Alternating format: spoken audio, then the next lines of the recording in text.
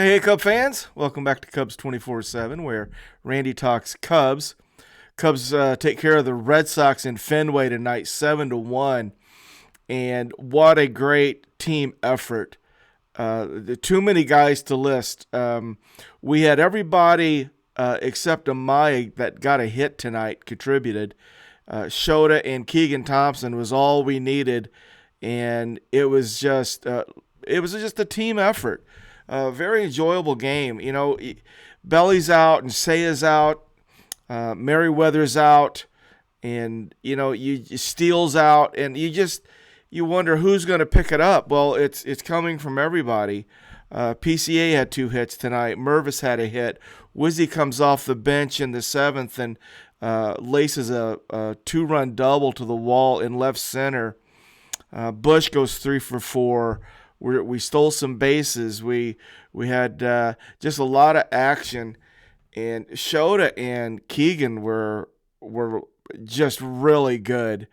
So the totals were we had 14 hits tonight, walked once, struck out 6 times, left 8 runners on, 5 for 13 with runners in scoring position, and everybody got hits. Everybody contributed in some way.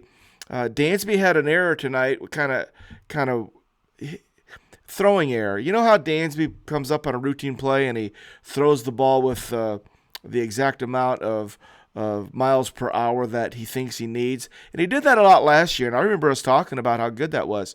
It has been working out this year. He's throwing some changeups over there, and if he's short hop Bush, he's probably not going to catch it. Bush has still got some trouble catching short hops and catching the ball in general. A lot of times he doesn't look really comfortable, so that's an issue for us to be paying attention to. But the ball was in the dirt, so they give Dansby the error. But most first basemen would have picked it, but Bush just doesn't seem to do that very well. But it didn't hurt us. It caused Shota to have to get another out, but other than that, it was just annoying. So let's go through the lineups. Let's cover the game. It was Fenway Park, nice night. The Green Monster.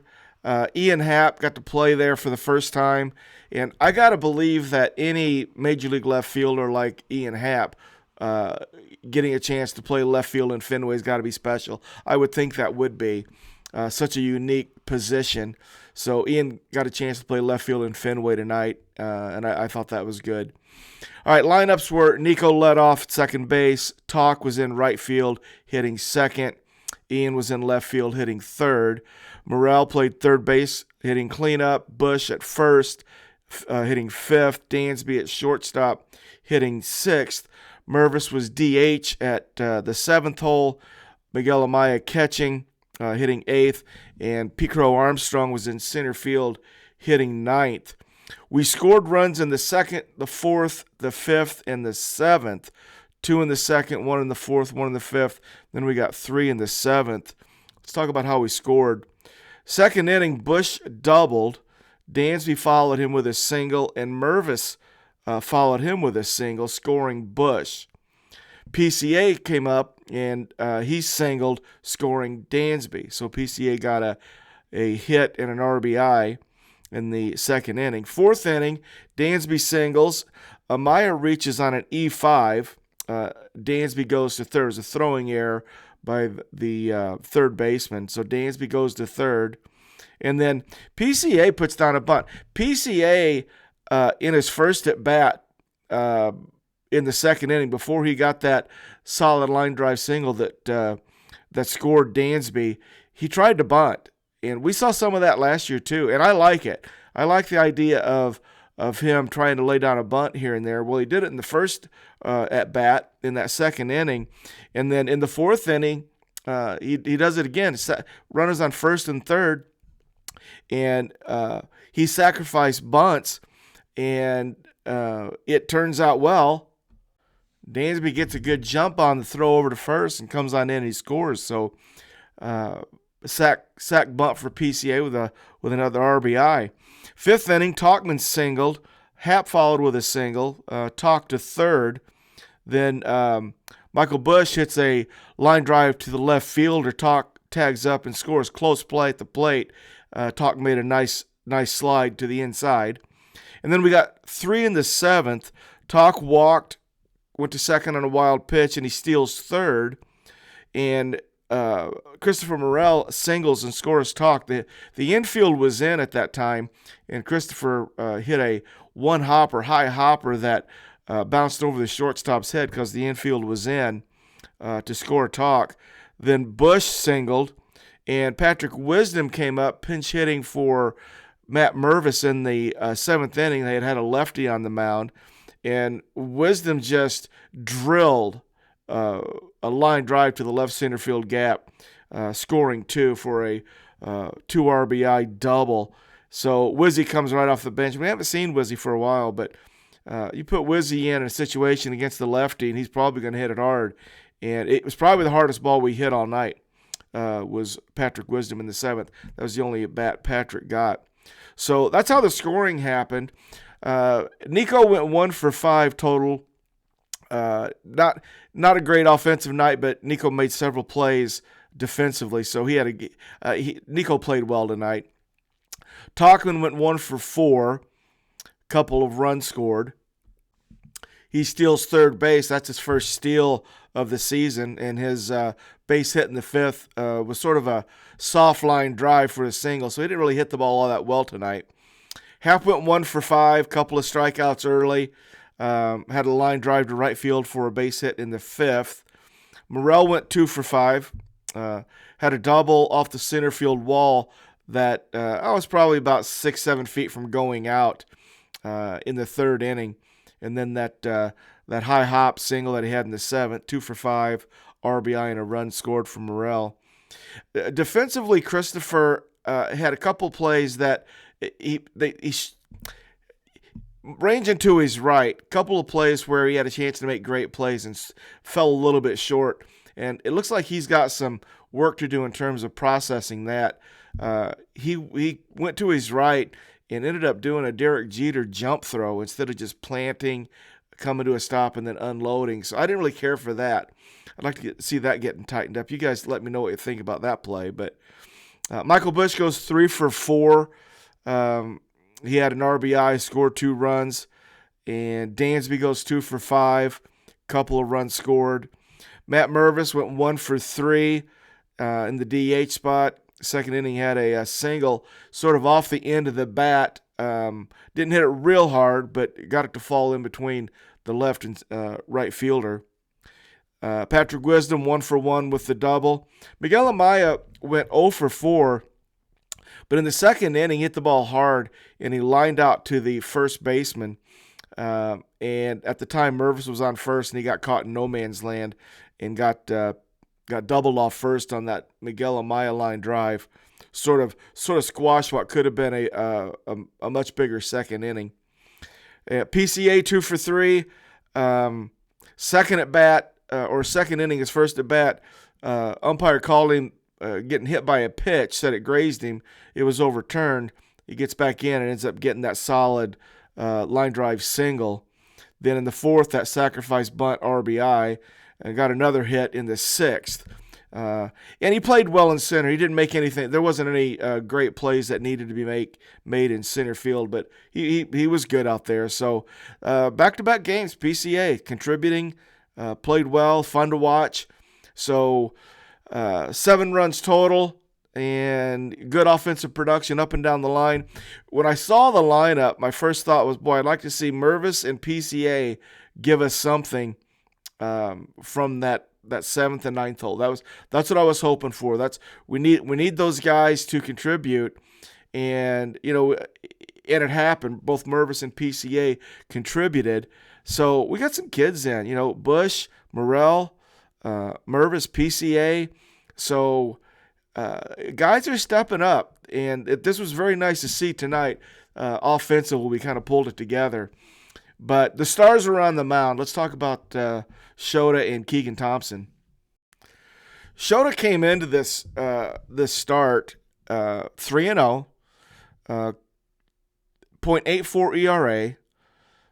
In 21 1/3 innings, he struck out 21 with just 2 walks. .75 whip with an average against of 1.75. So I'm like, well, can he match that? Well, he came pretty close. Here's his line for tonight. He goes 6 1/3, gives up 5 hits, struck out 7, only walked 1. He gave up a solo home run in the 4th inning, so his ERA at .84 bloated up to .98. He threw 88 pitches, 63 strikes. He's just such a joy to watch. I was today all day long. I was just looking so forward to watching Shota pitch. And the more you get to see him pitch, the simple plan, that fastball up and the split down, and then occasionally he'll start you out with this curveball you don't see coming. And next thing you know, you're down 0-1, and you're thinking, well, I didn't know he even threw a curveball. And it's just so much fun to watch him do that. And he did it again tonight. So 4-0, ERA under 1. I don't know. That's almost too good to be true. But at this point it is. He goes 1, 2, 3 in the first, second, and third inning. Actually retired the first 10 before he gave up that solo home run to O'Neill in the 4th. So he gets through the first 3 innings with 11 pitches in the first, 10 in the second, and 11 in the third. So extremely efficient, and gave up the home run. And he was a little shocked that the ball went out. But that O'Neill, he's a strong guy. So that was the damage in the 4th. Takes him 16 innings to get out of that. He walked Refsnyder after that, and then gave up a base hit to Devers. That 4th inning was the only time where it looked like it was a little rocky. I think the home run rattled him just a touch because he followed with a walk, and then Devers singled, but he gets Wong to ground out to Dansby and Reyes to fly out to PCA to get out of the 4th. Then 5th inning, gets out of it with 8 pitches. 6th inning, gives up a single to O'Neill. Refsnyder comes in, pops up to Nico. Devers strikes out. Wong singles, so he's got 2 runners on, and he strikes out Reyes to get out of the 6th. Then because we were up, Council decided to go ahead and leave him in and try to get him through the 7th. He gives up a single to Dahlbeck and gets Valdez to fly out to talk in right. So he gets an out in the 7th, pulls him for Keegan Thompson. So he gets 1 out in the 7th inning, 88 pitches. It was probably time. Keegan Thompson comes in, picks up where he left off. Keegan's got a 0 ERA. Keegan goes 2 2/3 tonight, gives up 2 hits, walks 1, strikes out 2.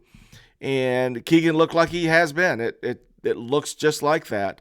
So he comes in the 7th inning with Dahlbeck on first base, and he gets Raphael to line out to Nico. Nico made a really nice catch. It was sort of a soft line drive hit right up the middle. Nico was playing him up the center. Nico runs out into short center field and makes a leaping backhanded grab to help out Keegan. Got his first out, and then he struck out Duran to get out of the inning. 8th inning, he gets O'Neill to pop out to Bush, walks Refsnyder, and then gets Devers to end the inning on a 4-6-3 double play. 9th inning, gets Wong to fly out to PCA, gives up a single to Reyes, strikes out Dahlbeck. Valdez doubled, so he's got 2nd and 3rd, 2 outs. Tommy Hodvey comes out for a visit. 1 pitch later, he gets Raphael to fly out to PCA to end it. That was it. Cub fans were singing the song at Fenway tonight. It was awesome. So with that win, I don't even know what to say. I don't want to get too excited, but I don't know. This Cub team, there's something going on. This is something kind of special. All of a sudden, our starters are going deep. They're not giving anything up. We got these relievers coming out of the pen, Mark Leiter Jr. and Keegan, and we just got – this is kind of an interesting little period of time, and I'm trying not to get too excited about it, but just watching it, getting contributions up and down. So I'm just going to ride the wave and see how long it hangs on. We up our record to 17-9. We got Justin Steele coming back. Justin Steele, I think he threw 42 pitches today in an extended spring training game. I think he goes 2+ innings. So that he's getting close. If he's throwing 40-some pitches, he's getting close. So, Belly's going to be out for a while. Probably Say is going to be out for a while. So we're going to need these guys to keep doing it. I don't know how long they can, but boy, it sure is fun watching them right now. So I'm just gonna enjoy it and not get too excited and think we're something that we're not. But we sure are playing really well now. So tomorrow we got Ben Brown,